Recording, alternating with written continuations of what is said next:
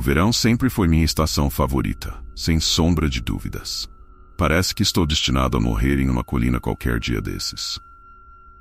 Meu amor pelo verão, no entanto, não está ligado a festas ou bebidas como muita gente poderia pensar. Para mim, trata-se da natureza, do calor mais intenso e de estar ao ar livre, algo que considero inseparável. Sempre que o calor tomava conta do meu corpo, eu me via passando muito mais tempo fora de casa do que dentro. Era uma noite quente, em meados de junho, alguns verões atrás, quando aconteceu. Eu tinha entre 17 e 18 anos na época. Perto da minha casa, há uma reserva natural imensa. Quando digo imensa, não estou exagerando. Tem cerca de 1000 acres de extensão. Até hoje, ainda há partes que tenho certeza de nunca ter explorado por completo. Naquela ocasião, 2 amigos meus e eu decidimos passar uma noite acampando nesses bosques. Tecnicamente, acampar lá era estritamente proibido e beirava o ilegal. Mas achamos que não correríamos o risco de sermos pegos naquele lugar tão denso. Nosso plano era simples: caminhar o mais fundo possível na floresta.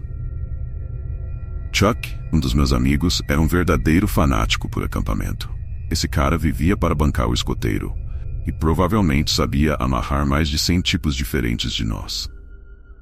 Já Jackson, o outro amigo, era sempre quem cuidava das bebidas. Se estivéssemos sóbrios, Jackson estaria aborrecido. Essa era a regra do jogo quando ele estava por perto. Lembro-me claramente da leve brisa de verão que soprava no meu rosto enquanto carregávamos o carro de Jackson com tudo o que precisávamos para acampar. O clima estava perfeito, nem frio, nem quente demais. Depois de algumas cervejas, nos encontramos caminhando pela floresta. Já era quase meia-noite. Não vou mentir, o álcool já começava a fazer efeito enquanto seguíamos pela trilha. Chuck, como sempre, levava consigo aquela lanterna de alta potência, então a escuridão da floresta não parecia ser um grande problema. Por mais que eu amasse estar ao ar livre, atravessar aquele matagal denso àquela hora da noite era um pouco assustador, mesmo com a luz da lanterna de Chuck nos guiando. Depois de cerca de meia hora de caminhada ininterrupta, chegamos a uma pequena clareira que parecia o local ideal para montarmos o acampamento. Seguimos as instruções de Chuck e montamos a barraca rapidamente. Depois, colocamos as cadeiras ao redor do local onde faríamos uma fogueira.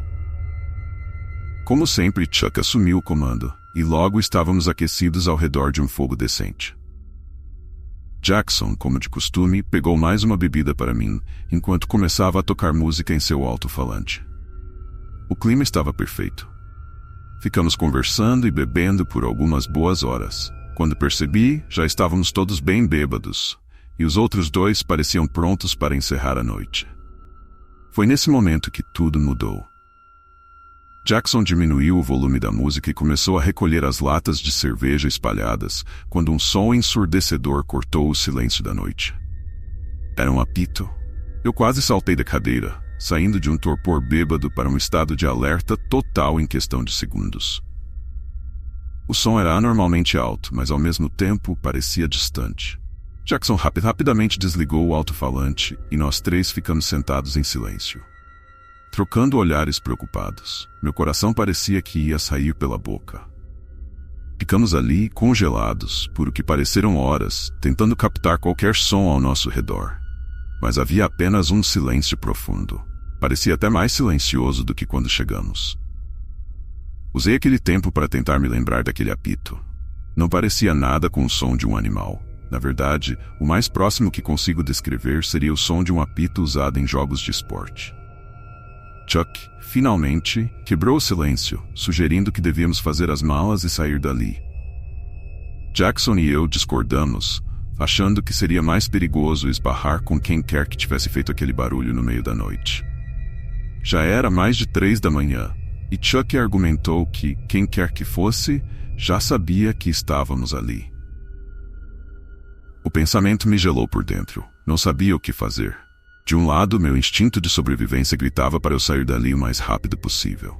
Do outro, a ideia de andar pela floresta a essa hora também não parecia a melhor opção. No final, decidimos esperar um pouco mais.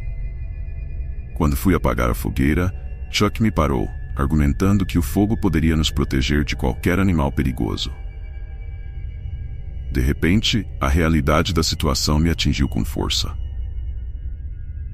Estávamos a quilômetros de qualquer civilização, no meio da noite, com uma presença desconhecida nas proximidades. Depois de um tempo, retomamos a conversa, mas em um tom muito mais baixo, sem música. Nenhum de nós sentia-se seguro o suficiente para dormir. Foi quando, de relance, vi algo pequeno voar e pousar diretamente no fogo. Era um explosivo. Gritei enquanto aquilo começava a brilhar intensamente, e Chuck imediatamente saltou da cadeira e correu em direção à escuridão. Jackson e eu o seguimos, deixando para trás todos os nossos pertences. Alcançamos Chuck, que estava iluminando freneticamente a floresta com sua lanterna. Corremos por tanto tempo que Jackson acabou caindo e vomitando. Chuck apagou a lanterna e ficamos ali, ofegantes, tentando ouvir se alguém nos seguia. Para minha surpresa, não parecia haver ninguém atrás de nós. Ainda assim, o medo não me abandonava. Quem teria feito aquilo e por quê? Jackson só queria sair dali o mais rápido possível, mas Chuck não queria deixar para trás seu equipamento de acampamento.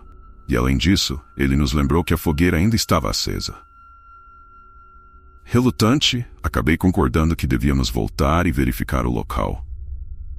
Ninguém nos seguiu até então havia uma pequena chance de que tudo não passasse de uma brincadeira cruel.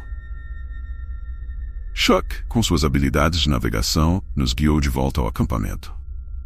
À medida que nos aproximávamos, vi o brilho da fogueira e me senti aliviado por um segundo. Antes que pudéssemos avançar mais, Jackson colocou a mão no meu peito, apontando para frente com uma expressão de puro horror.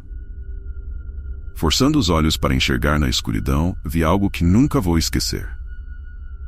3 pessoas estavam sentadas, imóveis, em nossas cadeiras.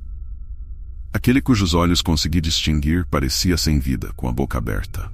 Fiquei paralisado de medo. O que quer que fosse aquilo, não era normal. Ficamos observando por mais alguns instantes antes de decidirmos nos retirar em silêncio. Mas ao tentar sair, Jackson tropeçou em uma pedra, e imediatamente o fogo se apagou como se tivesse sido coberto por uma manta. Não ficamos mais um segundo sequer. Corremos o mais rápido que podíamos, ouvindo passos atrás de nós enquanto corríamos em direção ao carro de Jackson. Milagrosamente, conseguimos chegar sem sermos seguidos para fora da floresta. O silêncio no carro foi sepulcral.